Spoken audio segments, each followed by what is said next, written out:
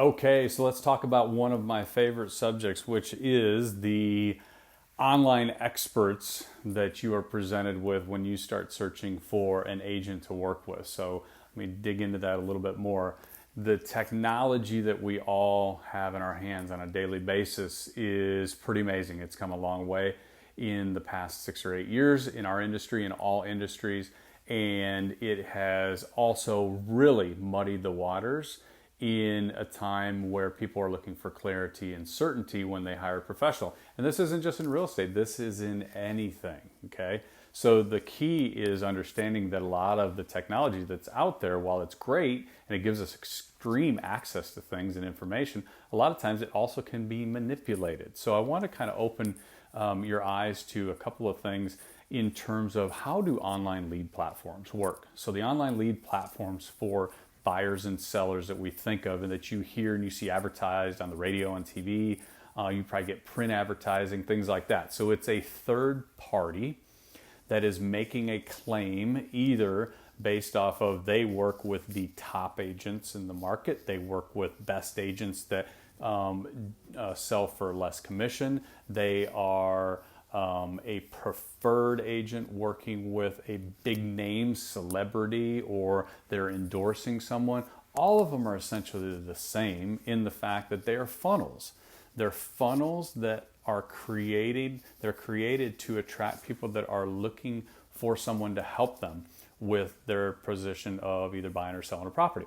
So they do a lot of marketing up front, do a lot of marketing to get in front of people that are thinking maybe tomorrow or maybe 2 years down the road of possibly selling. So they're putting ads out on Facebook. The top of the funnel is getting filled with people who are raising their hands and saying, I'm thinking about maybe doing something and I need some guidance. The top of the funnel is created by that company, whatever one it is, and you pop into it. Now you pop into it, and whatever the hook is, whatever the value add is that company's talking about, a discounted commission for a top producer, a high-end specialist, a oceanfront specialist, whatever that may be, whatever their hook is that pulled you into that, then at that point they're going to match you up with typically multiple agents. Here's where the challenge comes in. If someone bases their decision purely off the fact that they were presented with those agents by that funnel, you're going to realize that you probably are no closer to finding the best match just off that than you are if you just simply took a random sample of people and got in front of them. Why? Because the terms that they're using, specialist, expert, top producer, things like that, are never typically defined. Okay, so they're never really defined, and you could just as easily be interviewing someone like me who's been in the business now for year 14, sell a couple hundred properties a year, and you could be also presented with somebody who's 2 or 3 years in the business, might be a really hard worker, but 2 or 3 years in the business and selling 15 or 20 properties. Vast difference in experience, but both showed up on the same online lead platform. Now, here's the great thing for you as a consumer.